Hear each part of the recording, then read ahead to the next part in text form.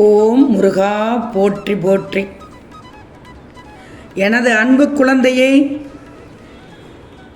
எப்போதும் என்னை மறக்காமல் அன்போடு பூஜை செய்து முருகா முருகா என்று நினைத்து உன்னை நான் நினைக்கும் போது கண்களில் கண்ணீர் அருவியாய் பெருகுகிறது தங்கமே. என் முருகன் இருக்க, என் திருச்செந்தூர் முருகன் இருக்க இன்னும் எனக்கு என்ன பயம், எனக்கு என்ன துன்பம் வந்துவிடும் என்று நம்பிக்கையோடு நீ நினைக்கிறாய் பாரு. அதை நினைத்து எனக்கு பெருமையாக இருக்கிறது. என்னை முழுமையாக நம்பும் என் பிள்ளையை எப்படி நான் கைவிடுவேன்?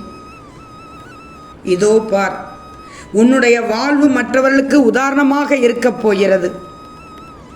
ஆம் தங்கமே, இன்னும் சற்று நேரத்தில் நீ முகம் மலரப் போகிறாய்.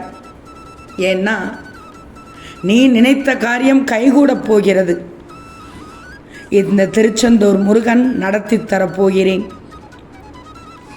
என்னை நம்பிய என் பிள்ளைக்கு, இந்த திருச்செந்தூர் முருகனை முழுவதுமாக நம்பிய என் பிள்ளைக்கு உனக்கான காரியத்தை செய்து முடிக்கப் போகிறேன். நீ விதைத்த நல்ல செயல்கள் விருட்சமாக வளர வேண்டிய நேரம் வந்துவிட்டது. நீ இன்பமாக வாழப்போகிறாய். இந்த முருகன் மீது நம்பிக்கை வைத்து உங்கள் காரியங்கள் அனைத்தையும் செய்துவிட்டாலே கைகூடிவிடும். எத்தனையோ நாட்கள் கோழையாக அழுது புலம்பினாய். என்னை வணங்கியது முதல் முருகா முருகா முருகா முருகா இருக்க பயமேன் என்று சொல்லி உன்னுடைய கஷ்டங்களை நிவர்த்தி பண்ணுவதற்கான வழியை கேட்டாய். நானும் தந்து கொண்டிருக்கிறேன். கஷ்டங்களை ஆனாலும் தாங்க முடியவில்லையே என்று நினைக்காதே. உன் வாழ்க்கையில் இந்த ஒரு தருணம் மட்டுமே இந்த கடினமான பாதையை கடக்கப் போகிறாய், கடந்து கொண்டிருக்கிறாய். பாதையின் நடுப்பகுதியை தாண்டிவிட்டாய். இன்னும் கொஞ்ச நேரம்தான், கொஞ்ச தூரம்தான் இருக்கிறது. பின்னென்ன தங்கமே, இந்த முருகன் வாக்கு தப்பாகாது, தவறாகாது, பொய்யாகாது. நீ நினைத்த காரியம் கைகூடியவுடன் எனக்கு நன்றி சொல்ல நிச்சயமாக என் ஆலயத்திற்கு வருவாய். முகமலர்ச்சியோடு ஓடோடி வருவாய். வழி நெடுகிலும் முருகா முருகா முருகா என்று கந்தா சரணம், கதிர்வேலா சரணம், கடம்பா சரணம் என்று சொல்லிக்கொண்டே வருவாய். கண்மணி, உன் பாரத்தை இறக்கி வைக்க இன்னும் சிறிது நேரம்தான் உள்ளது. சோதனைகளை சகித்துக் கொள்கிறாய்.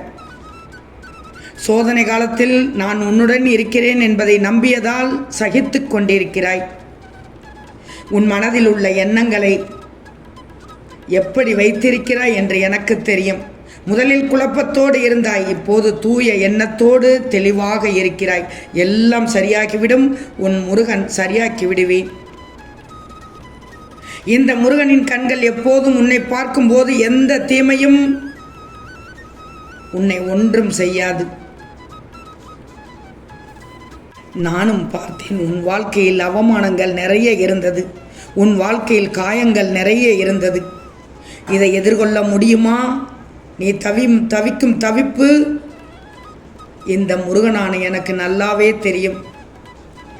ஏன் தான் முருகா எனக்கு மட்டும் இப்படி நடக்குதுன்னு புலம்பினாய்.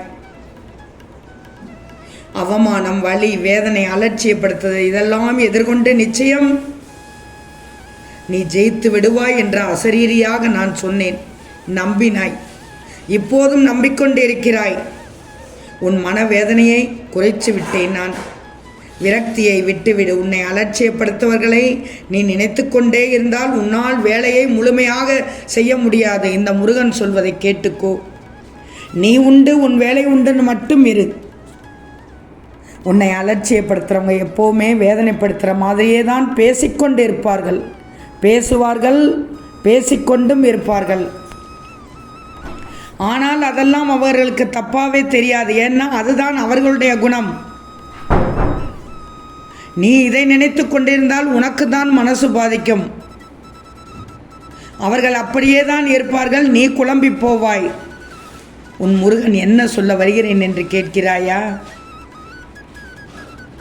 உன் மனசு பாதிக்கும். அவர்களை நினைத்தால், அவர்களுடைய செயலை நினைத்தால் அவர்களை விட்டு விடு.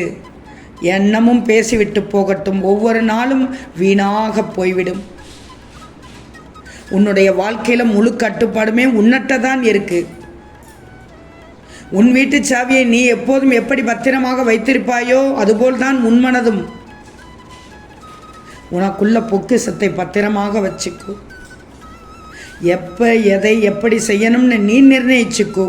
நீ மட்டுமே எதையும் முடிவு பண்ணு. இந்த முருகன் சொல்வதை திரும்பவும் சொல்கிறேன் கேள். நீ மட்டுமே எதையும் முடிவு பண்ணு. உனக்கு சம்பந்தமே இல்லாதவங்க முடிவு பண்ண முடியுமா? அவர்களுக்கு என்ன தெரியும்? மேலோட்டமாக ஏதாவது சொல்லி இருப்பாய். அதை அவர்கள் நேரில் பார்த்தால் தானே அவர்களுக்கு புரியும் என்ன நடந்தது என்று. காமோ சாமோ என்று காதில் வாங்கி இருப்பார்கள். அரசல் பரசலாக வந்த செய்திக்கு அவசர செய்தியை தருவார்கள். நீயும் பட்டும் படாமலும் இருக்கக்கூடாது. மனசோடு கட்டுப்பாட்டை நீயே வச்சுக்கோ. அலட்சியப்படுத்துவர்களை ஒரு பொருட்டாகவே நினைக்காதே. நினைத்தால் எந்த ஒரு காரியத்திலும் ஈடுபட முடியாது. மனம் அலைக்கழிக்கும் மன அழுத்தத்தால். என்னால் முடியும் என்று சொல்லு. நான் முருகனின் பிள்ளை என்று நினைச்சுக்கோ. யாருடைய தயவு தாட்சியம் இல்லாமல் என் அப்பன் முருகன் வாழ முடியும்னு சொல்லி உள்ளார். நான் வாழ்ந்து காட்டுவேன் என்று சொல்லு. தைரியமாக இருக்கணும். உனக்கு இந்த நேரத்தில் தைரியம் தேவை. துணிச்சலோடு இருக்கணும். ஏன்னா இந்த நேரத்தில் தான் எதையும் எதிர்கொள்ளணும். யார் முன்னாலும் நான் வாழ்ந்து காட்டுவேன் என்ற வைராக்கியம் உனக்குள் இருக்கணும். ஒரு சில காரணத்தால் உன் லட்சியத்தை அடைய முடியாமல் இருக்கும்போதோ அல்லது நினைச்ச விஷயத்தை நினைச்ச மாதிரி செய்ய முடியாத போதோ உன்மேலேயே கோபமோ வெறுப்போ கொள்ளக்கூடாது. நீ ஒன்றும் இயந்திரம் அல்ல. முருகன் சொல்வதை கேள். நீ ஒன்றும் இயந்திரம் அல்ல. அதை முதலில் புரிஞ்சுக்கோ. தடுமாற்றத்துக்கும் அந்த பின்னடைவுக்கும் பின் நிறைய சாதித்து விடுவாய். ஏன்னா அதெல்லாம் உனக்கு பாடத்தை